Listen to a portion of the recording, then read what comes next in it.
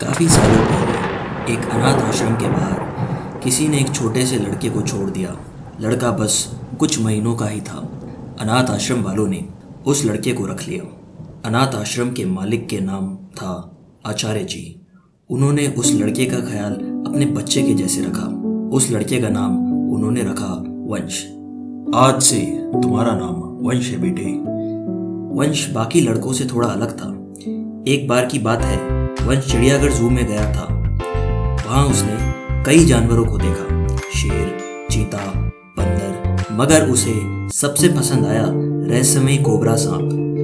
वंश धीरे धीरे उस सांप की तरफ गया। सांप काफी बड़ा था। वो एक पेड़ से लिपटा हुआ था। वंश उसे देखता रहा। आसपास कोई नहीं था। अचानक कोबरा सांप उसकी तरफ मुड़ा। वंश को मन ही मन एहसास हुआ कि शायद ये सांप उससे कुछ कहना चाहता है। अचानक वंश के मन में एक आवाज आई। वंश इधर उधर मुड़ा, मगर उसे कोई दिखाई नहीं दिया। फिर उसे एहसास हुआ कि ये आवाज शायद उस कोबरा सांप से ही आई है। वंश भौचक्का रह गया। ये कैसे हो सकता है? आपको शायद अपनी ताकत का अंदाजा नहीं है अभी। वंश विश्वास नहीं कर पा रहा था कि ये सब क्या हो रहा है। जिस दिन आपको अपनी शक्तियों का एहसास होगा, आप हम सबको आजाद कर दोगे। हम सब? वंश ने पूछा। अचानक बड़े कोबरा सांप के पीछे खूब सारे छोटे सांप आ गए। वंश देखता रह गया और डर के वहां से चला गया।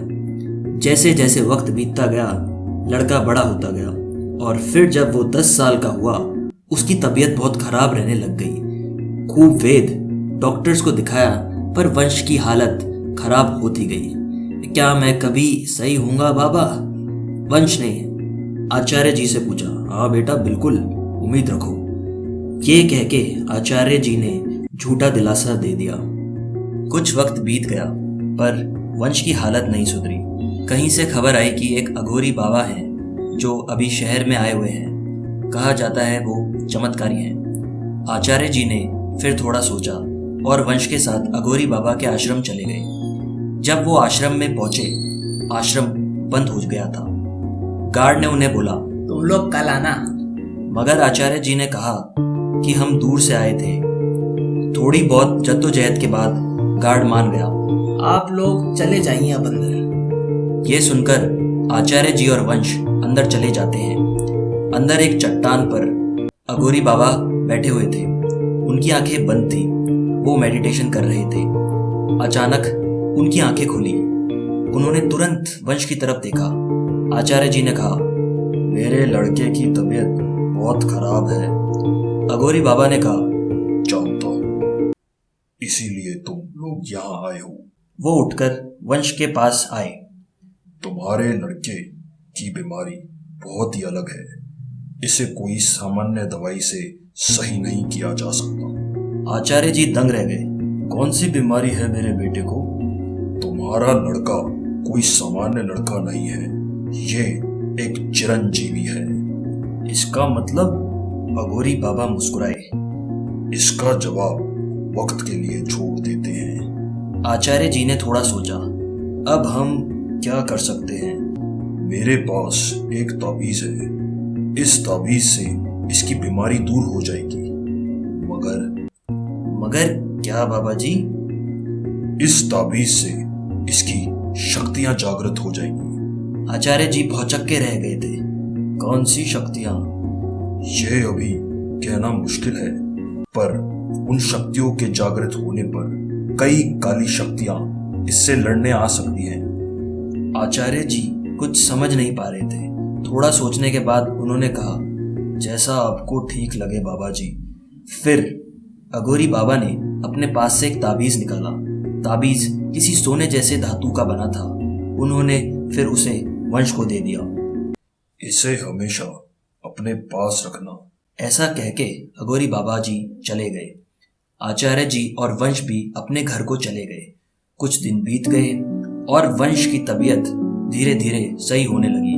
वो फिर से स्कूल भी जाने लगा। सब कुछ सही चल रहा था। जहां हमारी कहानी का हीरो खुश था, वहीं दूसरी तरफ एक गिरोह दिखाई देता है। वो गिरोह एक ऊंचे पहाड़ पे था। वहां बर्फ गिर रही थी, बिजली कड़क रही थी। उन सभी लोगों ने गहरे भूरे कपड़े पहने हुए थे। उस गिरोह का लीडर का नाम था मरकब। कहीं पे उस ताबीज का इस्तेमाल हुआ है। कौन सा वाला ताबीज मालिक? दूसरे आदमी ने कहा। वही ताबीज जिसे हम सदियों से ढूंढ रहे हैं। वही ताबीज जो हमें नागमणि की ओर ले जाएगा। अब हम क्या करें मरकब? तीसरे आदमी ने कहा। हमें मुंबई शहर के लिए निकलना पड़ेगा, ताबीज लेने जो उस अघोरी बाबा ने हमसे कई सालों पहले छीन लिया था। मैं सफर की तैयारी करता हूँ, दूसरे आदमी ने कहा। क्या हमें कोई दिक्कत मिलेगी जब हम वो ताबीज वापस लेंगे? तीसरे आदमी ने कहा। वो अघोरी बाबा ने जिस किसी को भी वो ताबीज दिया है, वो शायद इतनी आसानी से हमको ताबीज नहीं देगा। जो हो सके वो हमें करना पड़ेगा। मैं अघोरी बाबा को देख लूंगा, बाकी सब तुम देख लेना। जहां मरकब का गिरोह अपने चाले चल रहा था, उन सब से अनजान हमारा हीरो वंश खुशी से जी रहा था। एक दिन वो स्कूल की तरफ जा रहा था कि उसे कोने में एक सांप दिखता है। वो सांप वहां से जा रहा होता है। वंश अपनी आंखें फिर से झपकता है और फिर देखता है, मगर अब वो सांप गायब हो जाता है। ये क्या हुआ अभी? वंश ने थोड़ा सोचा। वंश थोड़ा आगे गया, फिर उसे कहीं से आवाज आई। मालिक, हमें आजाद करो। ये तो फिर से हो रहा है। वंश ने पीछे मुड़ के देखा। उससे वो बड़ा सा कोबरा सांप फिर से दिखने लगा। अब आप तैयार हो मालिक, हमें आजाद करो। फोकस वंश, ये सब सिर्फ मेरे दिमाग में चल रहा है, ऐसा कुछ नहीं है। वंश फिर स्कूल के लिए चल जाता है। पूरे दिन उसे अजीब सी बेचैनी सी हो रही थी। स्कूल से जब वो घर आ रहा था तो नदी रास्ते में आई। तभी कहीं अचानक से आवाज आई, बचाओ बचाओ। वंश ने मुड़ के देखा तो एक बूढ़ा आदमी नदी के बहाव से बहता जा रहा था। आसपास खड़े लोग कुछ नहीं कर पा रहे थे क्योंकि नदी में पानी बहुत तेजी से आ रहा था। अब इसका बच पाना नामुमकिन सा है, ये तो गया समझो। आसपास के लोग ऐसा कह रहे थे। अचानक मानो जैसे वंश के शरीर में बिजली सी उत्पन्न हुई। वो तेजी से नदी में कूद गया। वंश को यकीन नहीं हो रहा था कि वह स्विमिंग कर रहा है। इससे पहले वंश ने कभी स्विमिंग नहीं की थी। वो तेजी से अंडर वाटर स्विमिंग करने लगा। बूढ़ा आदमी सब उम्मीद छोड़ चुका था और वो बेहोश हो गया था। तभी वंश ने उनका हाथ थामा। आज आपको कुछ नहीं होने दूंगा मैं, वंश ने कहा। मगर अब पानी काफी गहरा हो गया था। वंश ने पानी से बाहर निकलने की कोशिश करी कि तभी आसपास शार्क दिखाई देने लगी। वंश घबराने लगा। अब इससे मैं कैसे बचूंगा?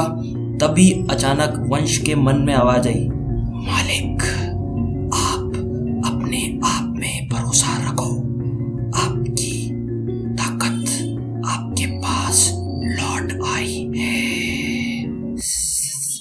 शार्क तेजी से वंश की तरफ आ रही थी।